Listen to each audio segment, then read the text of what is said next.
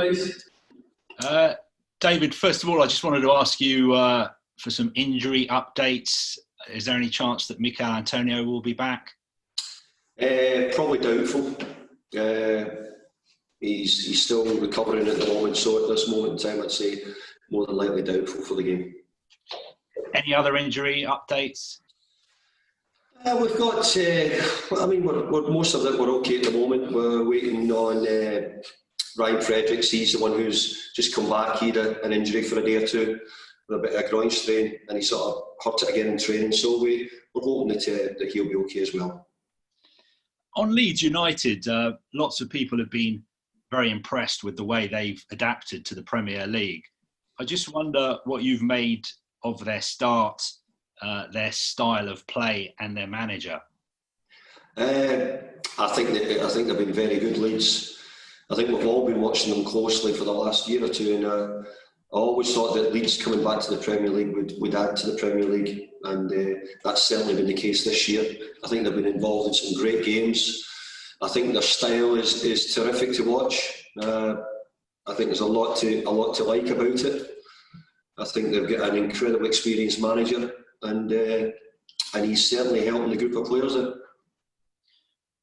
The manager has already named his team. Does that make your job easier at all? You know, why do you think he's done it? Is it mind games?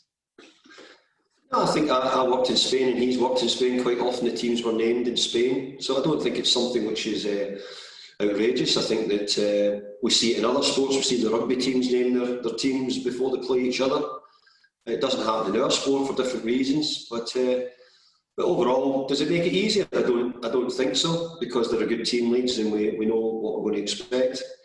But overall, no, we'll keep our team till when we think we're ready to announce it, and prepare our players for the game.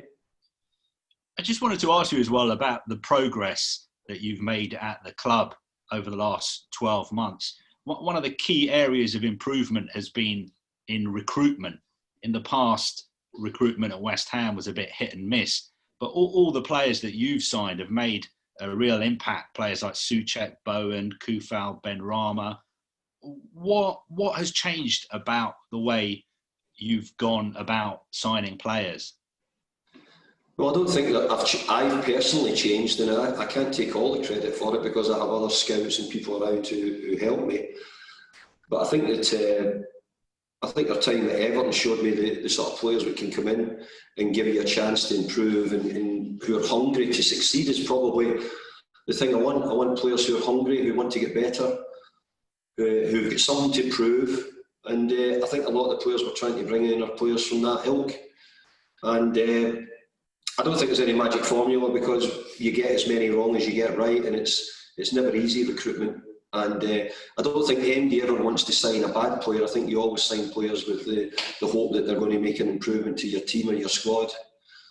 But now and again, you need to get a bit lucky and get ones who really step up to the plate. And thankfully, we've had 2 or 3 who've done that.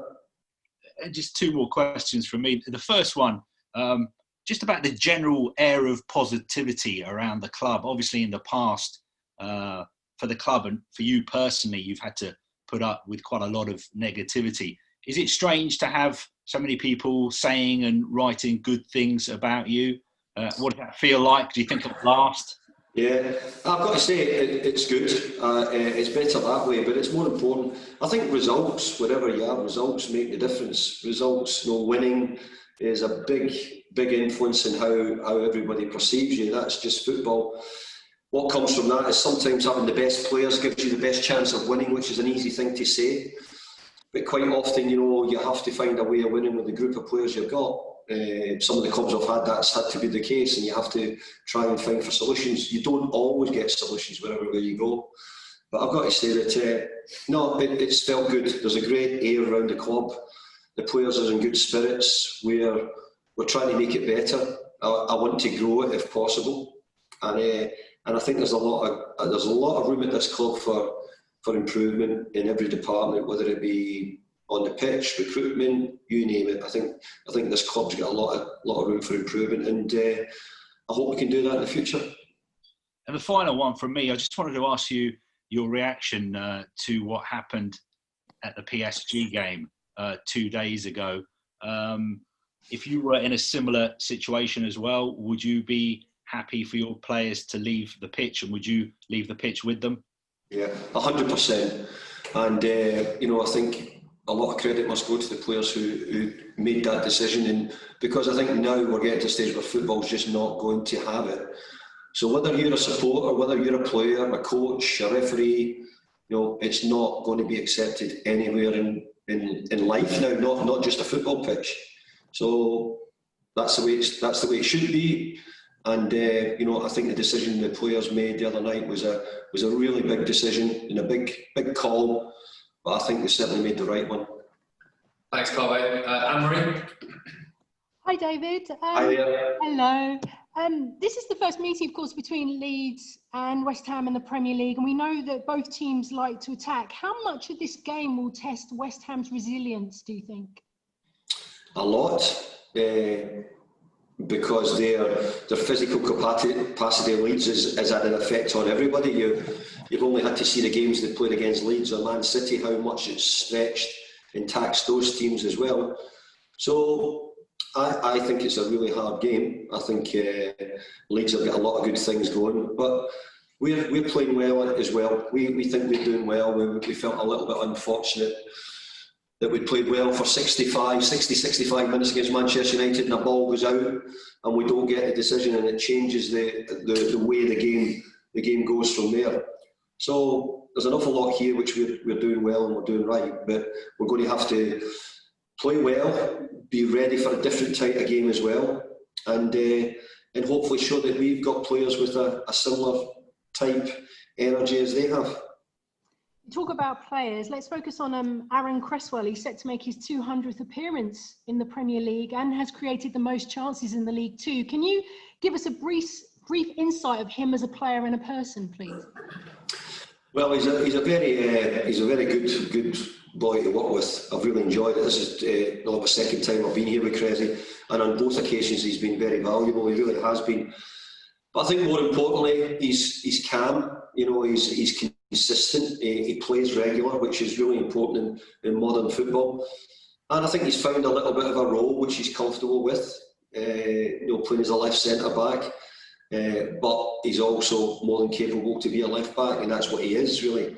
So I think his assists this year have been really important, because I think if you look previously, I'm not sure how many he had this last season, but I think this season he's really stepped up with his deliveries and his involvement in the game.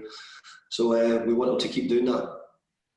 And finally, from me, David, how much of this match is an opportunity to strengthen the team's position in the top half of the table heading into the busy Christmas schedule? Well, every game gives me an opportunity to try and be in a strong position. We want to win as many games as we can, and this is another opportunity. It's a tough game. We're sure about that, but we're in good fettle. The players here have been playing well. They know their job. We have lots and lots of players who are playing really well at the moment. So let's hope that continues. But we go there knowing we're up against an interesting and good team. Thanks, Anne-Marie. James? Thank you. David, you went on that 3-match winning run up until the defeat against Manchester United, but do you feel like confidence is growing within this side week on week? Yeah, I do, and I think that we've improved as we've gone along, and we've seen that. We've scored a few goals where maybe we're missing Mickey Antonio a little bit, and that we don't maybe not been as clinical when we've had opportunities to maybe win games clearer. I put the last game as an example, when maybe we had that game seen off. But look, we're growing. We're not suddenly going to go from being just outside the bottom three to just outside the top three. That's just not going to happen. But we have to make small steps, and we have to put layer on layer everything we try and do. Continue to try and make progress. I think that we have done, and I'm already looking to see what can we do. How can we get this better again? Whether it be more new faces, or whether it be the way we play on the pitch, or maybe it's the formation. I'm always looking to see if I can try and add to it.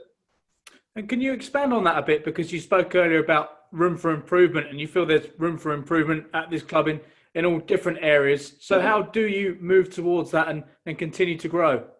Well, I think the route for improvement covers a multitude. I think things like having, everybody getting used to being back at the stadium, at the London Stadium, right behind the team, the positivity which round the team at the moment and the players within the dressing room is fantastic. So we're trying to grow all the things which are connected to help to get better results. There's so many things. It's a great club. And it's my job to try and make it great again. And I feel as if there's opportunities to do that. And just finally from me, David, we mentioned that Marcelo Bielsa named his starting 11 yesterday. What was your reaction when you saw that? Did you think it was slightly strange? And did that change any of your preparation at all, having known now what side you're going to face on Friday? It could be a bluff. Might not be his team. He might just be telling the media something else and we all pick up on it. So who's to know? I think we've had one or two other situations, so it could be very clever. But what I do think is it's quite common for the managers in Spain, quite regular, to name their team. The media in Spain would have had the teams probably before the games quite often. That was from my experience. And I'm sure Bielsa will have got it from his time in Spain as well and his experiences. I think that we find it in rugby, they put the teams out early, they name the teams and it doesn't seem to affect the games. And I don't think it does.